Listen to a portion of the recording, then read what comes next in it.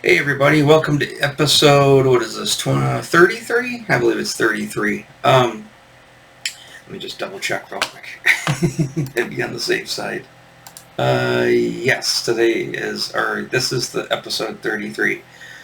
Alright, today I want to go over, I finally finished rereading that, which is book 4 of the first comics, color classics of the Ninja Turtle comics. It was great. So I've got an issue with them, and I got an issue. I just have an issue with Ninja Turtles in general with that volume 1. The very first few issues. Actually, I don't really have necessarily an issue with the comics themselves, but I just got an issue of how they collect things and how they put things together. Now, I don't have neither hard copy nor digital copy of the black and white omnibus, but I do have the color omnibus, and so I'm going to use that as my example because I saw it here. The first thing, I think last time I reviewed the other book, I said that this is, sorry, the other one was when they attack. When Shredder comes back and they attack him in April's dad's resale shop, that's the first appearance of Casey Jones. Technically, that's the first appearance of Casey Jones in the regular series, yes. However, obviously, I forgot to mention that he was also in Raphael #1, which I find kind of odd here. So, I assume this was issue 1 through 12, meaning 3 issues in each one of the 4 volumes. And for the most part, that's true, with the exception of this one, because I was reading it, and I was like, this seems like, I don't remember this first part happening. So it opens up with when Raphael is getting attacked by all the foot soldiers, classic page there. And I was like, this didn't happen in issue 10. I mean, because it would take a long time to get to the point where Shredder shows up, and they end up attacking and going down to the thing. I said, didn't that happen in Leonardo #1? That's what I was thinking. Like the just like the Raphael #1, Donatello #1, they had a Leonardo #1. They also had Michelangelo as well, but specifically, I thought that happened in there. So I did do a little. I read the thing first. I read it all the way through just to make sure, or just to read it. And then I thought to myself, okay, let me go back and look. So, like I said, I didn't think that they had any of the solo issues in these, but this one starts out with the Leonardo one. Now, it probably makes sense because it is integral to the story. Why Leonardo's getting attacked by the foot soldiers. You've got the rest of the Turtles, Splinter and April at her apartment, getting the tree in, and for Christmas Eve, and making food and stuff. And then, of course, eventually Leonardo makes his way back to the apartment, brings a bunch of foot with him, and then it turns into mass chaos. And then it culminates with them getting downstairs to the main part of the store. Shredder comes in, or Shredder's there, and then Casey Jones comes in, helps them escape. So I find it weird, though, because if you were to read these and nothing else, you would think that was the first appearance in general of Casey Jones if you didn't have the Raphael #1 or never read it. Which I find kind of weird why they didn't put, because I checked, I got #2 had come. So I got #2. I haven't read this one yet, so this will be the last one I review. Like I said, I'm doing, not really review, but just go over. And of course, I'm doing them out of order. But this was the last, or sorry, I thought that the Raphael, okay, maybe Raphael #1 is in this one, because it's kind of thicker than the other ones. I just assumed that might be the case.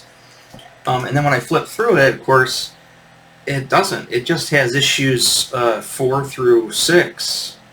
In here. Like I said, I'm just double checking again here. I don't see a Raphael #1. The other problem I find with these that they kind of screwed up with, I wish they didn't do, is they never put any of the covers in the book. They kind of go straight to the next chapter without a cover. The problem with that, though, is it's kind of confusing if you're trying, I mean, I guess it doesn't really matter in if you're just reading this, but I find it kind of confusing. The covers. I also kind of confusing that in the beginning of the book, like almost any trade paperback or any omnibus or graphic novel, they're going to tell you, either on the back cover, they'll tell you in the first few pages what comics this actually covers, and it doesn't. None of them do, which also I find very confusing. I know this is kind of, graphic novels are kind of hard to come by in collected works. This is before the dawn of all the trade paperbacks, so, it was kind of rare to get things like this, whether it was Marvel, DC, you name it, like, the Dark Knight one or the collected one for Watchmen. I mean, that stuff was, because that was so popular, but, you didn't get a trade or a graphic novel for every single crossover, everything. I mean, all that stuff started to come out eventually later on, not until I'd say probably late 90s into the 2000s is when that really got popular. And of course, I think it was just an answer to the invasion of manga at the time, and manga coming out in digest form in different volumes. It's kind of the American comic companies trying to kind of play catch up there. So I thought it was weird. So it starts out with the Leonardo #1, but they don't have a Donatello in these, which I think Donatello technically should start before this as well. I'm going to double check. But I think Donatello comes before this one, and then definitely Raphael would come before this one, where the actual first appearance of Casey Jones. They get no fight, and then they end up befriending each other, that type of thing. So let me switch over to the Raphael #1. This is from the Color Omnibus, and oops. And so, again, I'm not really going to comment on the color job on this because I don't have an extra coloring job on the other one. The only one I know is the black and white one. And then, like I said, I had it back in the day, but I had it, like second or third printing of it. I think it was second printing. It was still like $8, $6 or $7, somewhere around there. It was just about $10 back, in the 80s for a second printing. And that was pricey then, because the first printing at the time, you couldn't get them. You couldn't get it for, it was like $20, $30. The thing is, back then, like key issues and stuff in the 80s. This is before like the speculator bubble and all that stuff when it burst, and then when it kind of built itself back up. Nowadays, everything's just through the roof. I mean, you could get Daredevil #1 in 1987 for $225. I think it goes for like 20 grand now. It's just insane. It's like, that's insane of a jump. I'm sure that's the thing is, you get Conan #1 for $75, Cerebus #1 for, maybe $100. I mean, and those are unheard of prices back then. I mean, your crazy comics, like, your, Action Comics #1. Those are like $5,000. Detective Comics #1 was $5,000-$6,000. Wasn't $1 million. Wasn't $500,000. I just can't believe the prices. It's just the stuff that the guide prices and stuff. It's astronomical in the last 30 years, and not even, it's over 30 years. It's like, did it jump that much? And of course, 30 years is a long time. So granted, and money now is worth, like I said, $5 is about $20-$25 today. So I guess that's I guess it kind of rings true, but it just seems that that's a huge jump, and obviously this, the 90s speculator bubble, and everybody buying up everything, and, there's the craze of everybody wanted to get rich and put their kids through college with comics, and how that just didn't sustain itself. And it did take a hit. I'm curious to see, because I didn't pay attention what the hit was on some of that stuff. I'm sure it didn't lose its value completely. And I remember going to a couple of Legion Hall conventions and even the Motor City Comic Con back in the late 90s. And I remember still seeing key issues and stuff, in Mylars, on the big walls of like really expensive comics and stuff. So I don't think they dropped too much in price, but I don't think they were, 20 grand, for Daredevil #1 or whatever it goes for now. It's just some astronomical price. But anyways, so let's get back into this. So here, yeah, so the Raphael #1. I'm not going to go through the whole story. I'm just going to skip to the part, obviously where Casey Jones, they kind of introduce him here. Yeah, and that's so funny because when I was looking through, I was like thinking, that can't be the first appearance of Casey Jones. I kind of forgot about this comic too because it wasn't in there, and and I don't have a copy of it, and I haven't read I never read these color omnibuses. I read the black and whites issues. It was the last time I read the Ninja Turtle comics, and it's been 10 years, 15 years maybe. I think 10 years. It could be longer than that. It could be 20 years since I read that. I can't remember. But yeah, in case Joey shows up, like I said, there's certain, like this specifically, this drawing here, and these drawing here, where Raphael goes right through, trying to get Jones and some of they're fighting. This drawing here, which I've drawn this a bunch of times. I was like, where are those? Oh yeah, they're in Raphael #2, and that's what got me thinking, and this, I can't remember where they put this in. So they put this right before, which that's issue what, 3, 4? I can't remember. I know it's the one with the classic. They turned that into the Nintendo game cartridge cover. But is this the one with? Okay, all right. I remember it now. I haven't reread this yet, so this is kind of getting into where I haven't reread yet. But like I said, there's that Leonardo, or that Raphael one, and it is not in here. It's not in the previous one either. I just find that weird. Let's see. I just want to go. Well, it wouldn't be in here. Okay, yeah, that's all on the other one. So let's skip over to. So there's the Leonardo solo issue #1. I had that one. I think I had a first printing of it, I believe. And then that kicks right in because that goes right into this. I was like, I thought that was the case. So again, why did they do that? Why did they omit the Raphael #1? I mean, the Donatello #1, and I can't remember what happened to Michelangelo #1, but the Donatello #1, I guess, it's kind of a, it's a self-contained story. I mean, it's him and, Donatello and Jack Kirby, So, I did, it doesn't, this one obviously is part of the storyline, and I've got to read the comic and stuff again to find out how integral Raphael #1 was to the storyline. It might not have been. It might have just been him meeting Casey Jones, and they didn't think they needed to include it in these collected works, these color classics. So I don't know. I just find it a little odd. I mean, people probably said it's not odd. It's odd to me. So yeah, I'm not a huge fan of the color job of that. I mean, the colors on the turtle's fine. But yeah, that's when they bring up this. He's basically taking on hundreds of foot soldiers while the other guys are getting ready for Christmas, and then it all comes ahead. I think it looks cool with the red eyes like that. Okay. Well, it's that time again. Yeah. So he gets into there now. There's the thing I want to see is I don't believe that this. So that's from issue. It's from the 3rd book.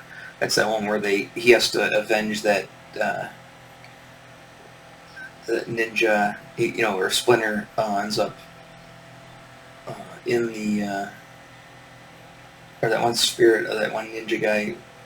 It was kind of a weird issue. It was just kind of a weird. Now, see that one, that one I might have omitted. I don't know, maybe not. I guess it's part of the storyline, but #9, yeah. And of course we saw that one. Sorry, I'm flipping through these. Not editing it, but remember, I'm just doing this live. Okay, so yeah, so there was the Donatello issue. So Donatello should have taken place I think that's the first book. Yeah, it's the first one of the books. So Donatello should have taken place. That's Jack Kirby. It should have taken place before number 7, right? Oh, before issue number 8 with Renee. Because, but I think it would be hard to do that because I believe that they're with Renee. Donatello's with them, I believe. He's with them, right? I can't remember. All 4 turtles are there, I believe. Yeah, they're all there. And then obviously that would be kind of weird because before this one, you'd have the the turtles are all with the different dimension with Dimension X or wherever they're at, where the Triceratons are. So,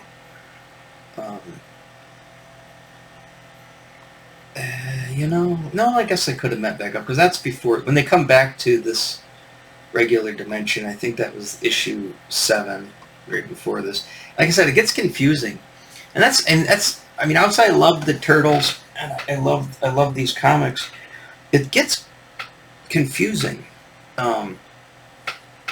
It doesn't. I wouldn't get if you were just to read every comic that came out, probably in order, with in order of when they were released too. So if you were to read, like issue number 1, and then you got, and I believe Raphael was before issue number 2, I think. So if you were to read that, and then read number 2, so that's it should have been. It would have been if any of it included it. They would have included it in the first volume of this, and then they would kicked into to the Mouser episode in issue 2. I believe, or it was. I think that's how it came out. Issue 1, because they reprinted it, and then issue 2 wasn't out yet, so they released. I'll check the dates, but it's what I recall it. But yeah, if you read them all in order, it would make more sense. It's just that this was the first collected version, and the colorized version, and I know they just kind of did a weird bang-up job for it, kind of smashing the stuff together, and I guess it makes sense more that I think about it, but again, I was a little confused on it. So let me just get back to this one, essentially. We've got, let's go back to kind of where we can, excuse me. So, okay, yeah, so that would be the end of the Leonardo comic when because that's why I say I didn't realize this was a title page. I read it right into it, and I just started reading it. I was like, this is a really long comic. And I was like, oh, I forgot. I turned back and I realized, oh, they did switch because there's no cover there to denote it. They don't have an end. So I was like, okay. I mean, it's not that confusing, but if you're really into it, and you're not paying attention, you just go right through it. So that was the end of the Leonardo, and then it kicks up with issue 10, which is the classic issue 10. Where the Foot come in, Shredder comes back.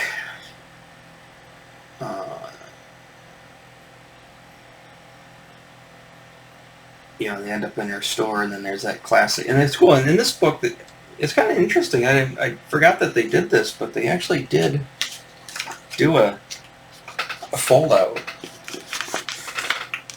Let's put that back up on the. Well, I'll leave it so I can get a comparison. But they did do a fold out in this of that scene. Shredder's red in this. He's blue in that. Like I said, they reversed Renee's colors. There's obviously Shredder being red because he was red on the cover, and that's what's so goofy too. Sorry, apologize for flipping around, but he's red on the cover. Why didn't you make him red inside the comic? I'm wondering. Oh yeah, it's right. Yeah, maybe it's just the lighting, or they're just trying to do monochromatic lighting. Sure, I guess, but he's supposed to be red. He looks better red, personally, I think. I mean, I think it plays off of the red, bandanas on the turtles. I think that looks pretty cool there.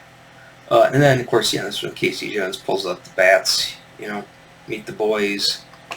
And he goes to town, and then there's that, the Goongala, which I guess is a reference to something. I'm not 100% certain what that was. I always thought that was weird, even back in the day.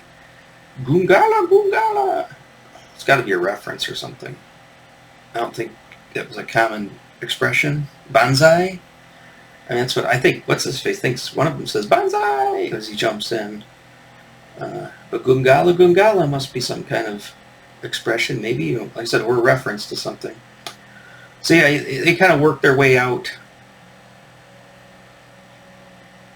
Somebody's sawing something, or something's going on. So yeah, so they work their way out, and then this is weird. This is issue 11. So 11, it does have 12 issues if you count the issues through all 4 volumes. It has 1 through 11 plus the Leonardo issue. But it doesn't. I always thought it ended on 12 because I assumed that was issue 12. I couldn't remember.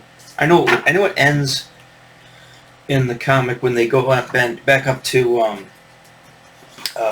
Casey Jones's. I think it's his parent or his grandmother's farmhouse in upstate New York. I believe that's where it's at. And then and they kind of. Donatello, everybody's kind of depressed and down. Rachel, what's her name? April. She's writing a journal. Leonardo's healed physically, but mentally is a little effed up, so he's kind of running around hunting this deer. Kind of go into that. It starts out with a nightmare, with April having a nightmare. And then, again, artist has changed, definitely. I mean, I think Eastman and Laird are still working on it somewhat, but I think that other guy was more involved. It's not terrible. Which also brings me to something I thought of, too, as well, as Laird leaves at a certain point. I don't know what the story was exactly, but Laird leaves the comic. And Eastman pretty much, I mean, it goes into the whole Talbot and Simon Beasley, and they kind of do like the melting pot, and it turns into like something different after, say, like this issue, and I don't really like it after this. I think Laird kind of was the glue that held it together. I think they just involved. Obviously, I don't think they're too busy being rich probably by this time, so they didn't want to bother themselves with doing all of the work. Probably that's why they hired some other artists to come in, and I think got too many cooks in the kitchen at that point. And I think when Laird left, it comic kind of just went. It just kind of floundered in like this weird kind of. Really incoherent, all over the place kind of story. I mean, I know they're kind of, the whole thing was, the whole, there's a module or it's a supplement book for the Palladium game for the Ninja Turtles and Other Strangeness role-playing game, and it's trans-dimensional turtles, and of course there's obviously, they go to different dimensions and stuff. So, that's fine, but I don't know, I just found the comic to be so disjointed and so weird. The only thing that was nice to me, as a collector back then, was I was getting that stuff right as it was coming off the, on the racks. Actually, by that time, I wasn't really getting anything on the spinner rack. I was getting most of my comics by that time at K's or Dave's Comics, and so getting off the actual rack, or not the spinner racks, but actually at comic book shops. And you could get and I was getting all the first printings of everything. Yeah, so the issue ends here at the end with April falls through the ice. Leonardo saves her. She's kind of recovering a bit. And they kind of come in. There's the whole thing with the flowers, which, again, this colorization's weird. It's like they left in all the all that zip. They left that all in. It's kind of, I mean, I guess it's nice when you get the reflection of the window, which you sort of do in this, but it's all implied subtly with watercolor. I don't know. It looks fine. Um, but that would end that ends all of them. So after that, there were no more of these color classics again, and that's it. I'm wondering just why.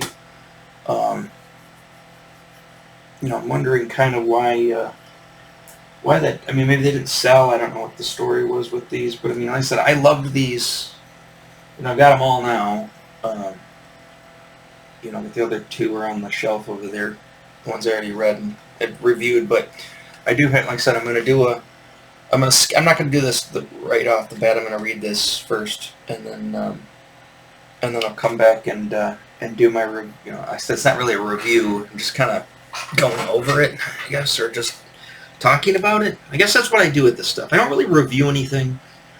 I don't really necessarily comment. I guess I comment on everything. I'm just going over it, talk about it. Whether I talk about the art, whether I talk about the story, whether I talk about stories I have that in relation to having the stuff, what have you. But like I said, nothing's really a review specifically. I love them, so I'm gonna, even though I have issues here and there with things, I'm gonna say I love it anyways. I'm gonna tell you I highly recommend reading it. Highly recommend seeking out whatever. I highly recommend seeking these out. Thrift Books has them. They get them in various conditions. I also will probably, and this one's okay. I'll probably just keep my eye out open for good copies. I know they've got, I think, very good copies on Amazon, but I think they're like $40 or $50 a piece. They're really pricey. I'm not paying that much for them. So I mean, I love them. They're a cherished thing, but I have a dollar amount when it comes to buying that stuff, because I know I'll find it, and like I said, just having a readable copy is fine with me. I'll probably never sell those. Now, I don't want to get rid of them again. Like I said, I'm going to try to not sell anything unless I'm destitute, which could happen. I'm probably not going to sell anything anymore. I mean, of my main stuff. I mean, there's certain things I like to edit my action figure collection. I might edit some of the stuff. Oh, by the way, yeah, I guess this is a good place to talk about it. I got a few minutes here. I'm kind of done with the Ninja Turtle book for now. Go back to myself so I can be serious. I've been thinking.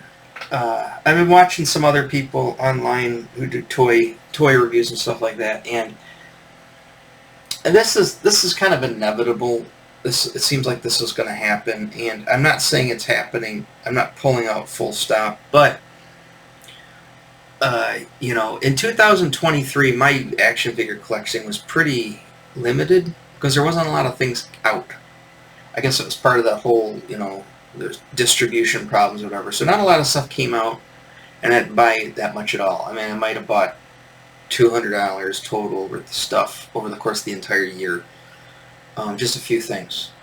And one of them, of course, towards the end of the year was buying the Superpowers figures when they came out. And I got really excited about them. I gotta say, my enthusiasm is kind of waning. And I'm not saying I'm not going to pick up the new stuff that's coming out. I really want that Black Manta. I think he's neat, the exclusive.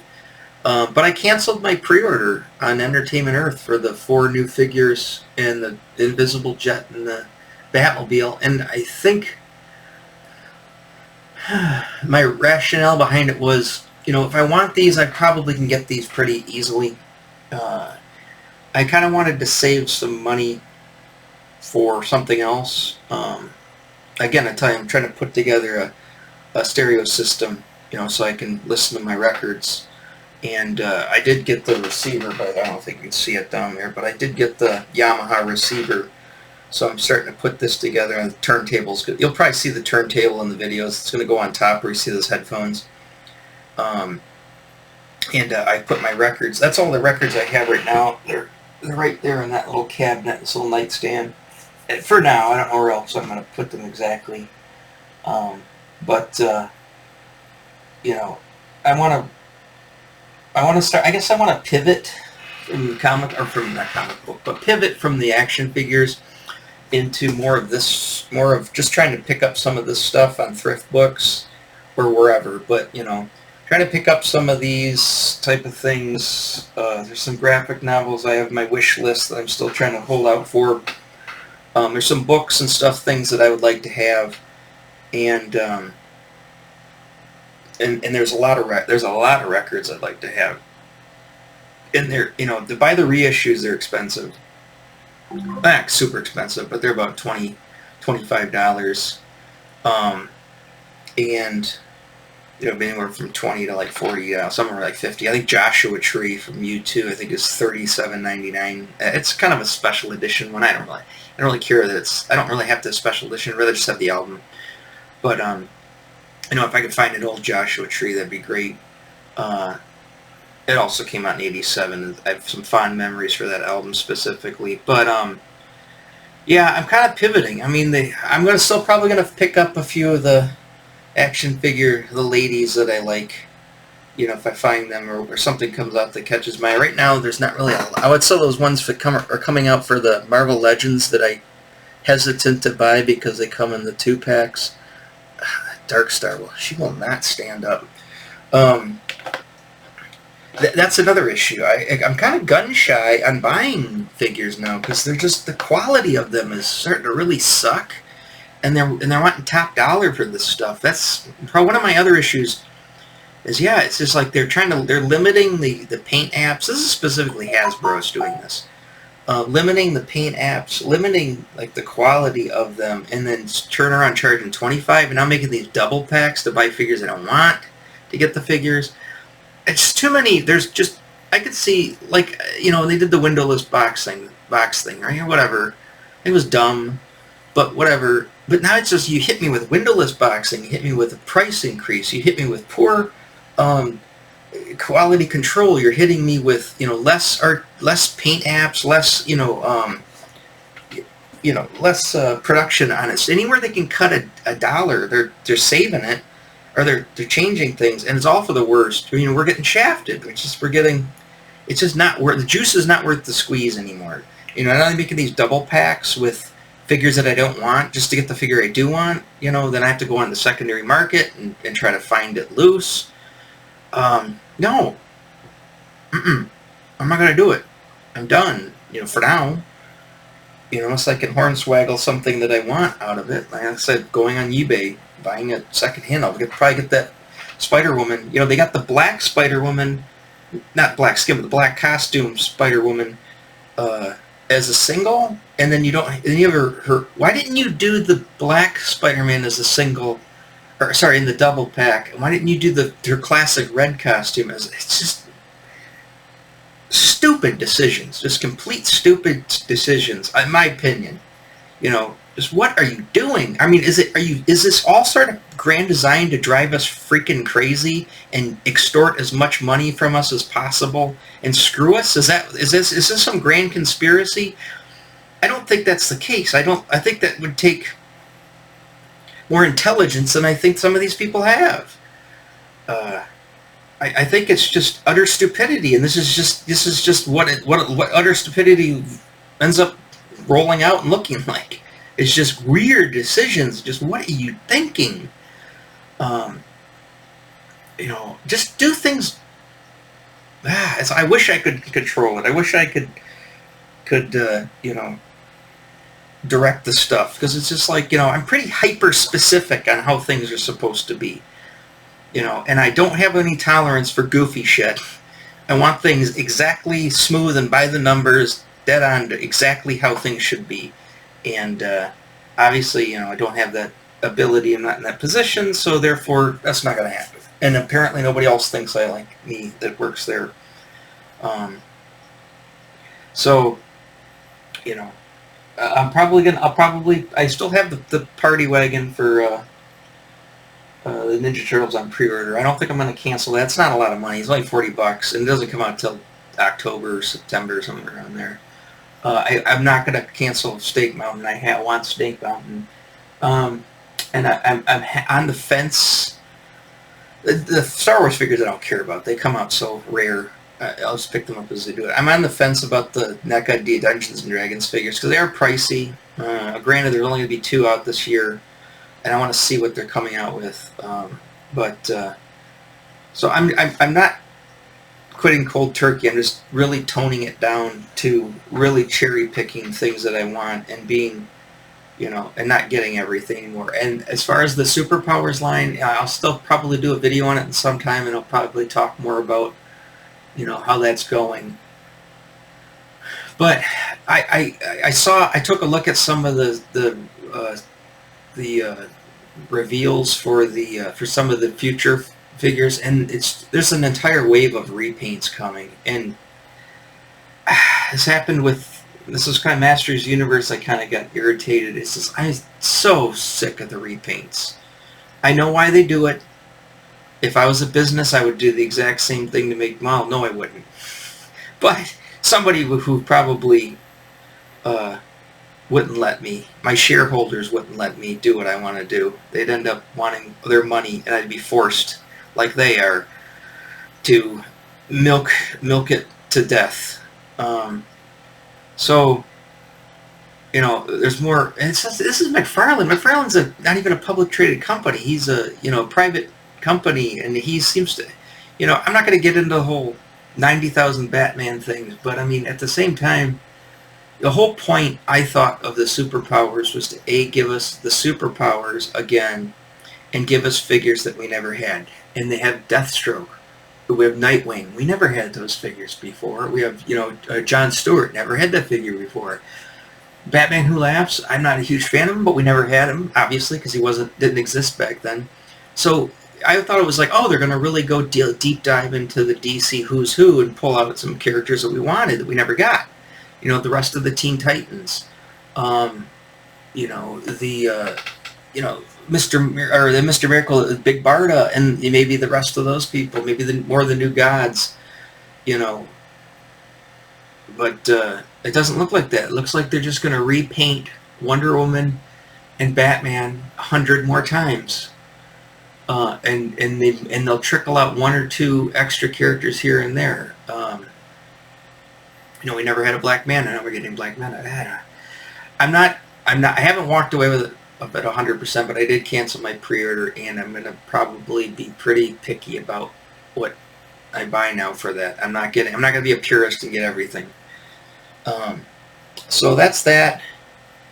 Like I said, I'm moving more into wanting to get some records and get some books. So I'll probably continue, obviously, to do this with new acquisitions and stuff, and go over that, because I've still got lots of stuff, and there are lots of stories, and and then, like I said, I might start slowly, once I start listening to my records and really giving them a good listen through, I'll probably start, working in some music into this. I just right off the bat, that Yamaha receiver just sounds amazing. It's been so long since and I really did. Even my last hi-fi back when I was a kid into high school, and then I had a CD hi-fi after that, which didn't have a turntable because CDs were big, around 1990. I had a Sharp. I actually found one for sale, and it was a pretty decent one, but I never had a high-end receiver before, so I didn't know, and I never really had high-end headphones before. Those aren't super high-end, but they're pretty high-end, and I just cannot believe the sound quality. I'm like, as a musician, it's like I can hear finger squeaks on the guitars and basses. I can hear it, and everything's just so. It's like a completely different experience. I mean, it's I've been listening to music bad. I've been listening a lot of it online. I've been listening to digital copies of music for the longest time, and not that digital's that bad, but I mean, I'm not a crazy audiophile, at least not yet, anyways. But like I said, as a musician and hearing this stuff, I'm hearing stuff for the first time, re-listening to things and hearing it that I've never heard it before, and You know, I mean, it's crazy. I mean, songs that I never, you know, I just were throwaway pop songs that I didn't really care about from like the 80s and 90s and stuff. I hear them now as just listening to the radio, just listening to our local radio station playing some classic rock. I was just like, holy shit. I'm like, this sounds great. You know, I kind of messed with the EQ a bit and, you know, kind of got it where I wanted to. I'm kind of playing around with that too. And it's just like, oh my gosh, even just some run-of-the-mill pop song that I don't really even care about, you know, like Black Velvet. I don't even know who sang that. Black Velvet? I can't remember who sang that. But anyways, I just hear the bass in it. I'm like, wow, man, the bass player's all over the place in that song, you know. So yeah, so that's where I'm gonna go with that. Let's end this now. Before I go, I did also get this. Again, this is one of those type of things. This is, I never had this as I wanted it. And I know I'm saying like, oh, I'm only getting stuff that I had. Well, there's certain things that I wanted but never got, and this is one of them. And I have a whole story about when this cartoon aired. There's one episode of X-Men before the X-Men animated series in the 90s, and I've got a lot to say about it. But before I do that, I want to watch the episode and I want to read this. It's basically a film comic of the episode. So I want to go through it, and then I'll do a review on it. This probably might be my next one too. I'll probably read this this evening or whatever. This might be tomorrow. I might do this one tomorrow, but that's what I'm going to do next. So tune in for that one if you like X-Men or if you know what that specifically is. But for now, I'm going to let you go. Like I said, I'm also kind of, like I said, I'm giving the impression, because these videos are going to drop after I get back from my vacation, but I haven't actually gone on the vacation yet, so I've still got to, pack up for that and get ready for that this weekend. And I'm leaving Sunday. I'm going to be gone for a week. Half vacation, half going to see my mom with my sister, and for my birthday. My birthday is the 19th of July, so next Wednesday, which, again, you're watching this after the fact, so it was last Wednesday. Yeah, so, yeah, I guess I'm just going to end it here, and I will catch you on the next episode. Alright, take care, bye-bye.